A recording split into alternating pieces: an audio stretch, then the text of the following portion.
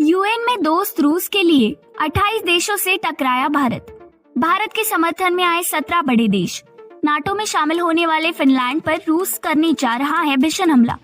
Ukraine में 3 लाख लोगों की मौत के बाद अब फिनलैंड में बहेगी खून की नदियां।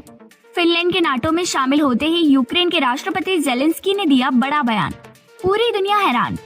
रूस और यूक्रेन का युद्ध जब शुरू हुआ था तो कोई भी ये बात नहीं जानता था कि ये युद्ध कितना लंबा चलेगा और इससे कैसी स्थिति पैदा हो सकती है।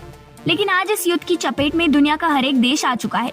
इसके अलावा अभी ऐसा कोई भी संकेत नहीं मिला है जिससे ये बताया जा सके कि आने वाले समय में रूस और यूक्रेन का युद्ध खत्म हो सकता है। इस युद्ध के कारण पैदा हुए हालातों से यूक्रेन में मानवाधिकारों की स्थिति गंभीर बनी हुई है। संयुक्त राष्ट्र संघ भी इसे लेकर चिंता जता चुका है। मंगलवार को यूएनएचआरसी में कई देशों ने रूसी आक्रमण से उपजी यूक्रेन में मानवाधिकारों की स्थिति पर मसौदा प्रस्ताव का समर्थन किया। वहीं 2 देशों के प्रतिनिधिमंडलों ने इस मसौदा प्रस्ताव का विरोध किया। साथ ही भारत सहित 17 देशों के प्रतिनिधि अनुपस्थित रहे।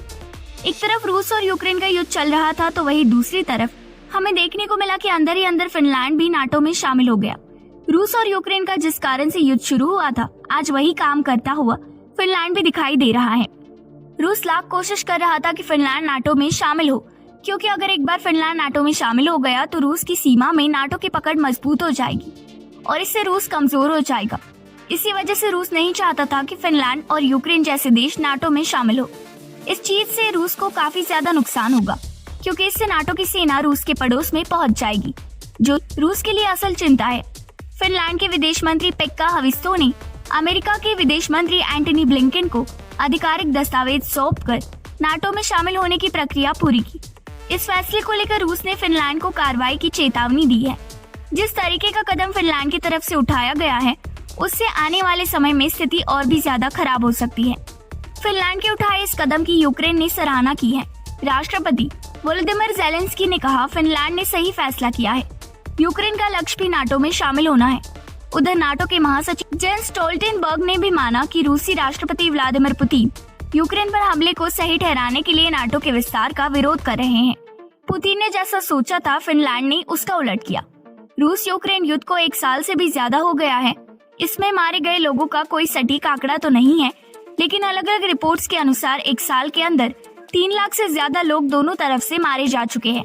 नॉर्वे चीफ ऑफ डिफेंस की रिपोर्ट के अनुसार इस युद्ध में 22 जनवरी 2023 तक यूक्रेन के 30,000 से ज्यादा लोग मारे गए थे। 1,20,000 से ज्यादा यूक्रेनियन जवानों ने अपनी जान गंवाई थी। वही तमाम रिपोर्ट्स ये दावा करती है कि यूक्रेन से ज्यादा रूसी सैनिकों की मौत हुई है।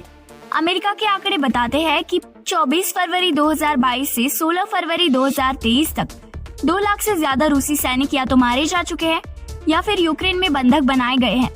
इसके अलावा करीब 7,000 से ज्यादा रूस का साथ देने वाले यूक्रेनियन अलगाववादी भी मारे जा चुके हैं।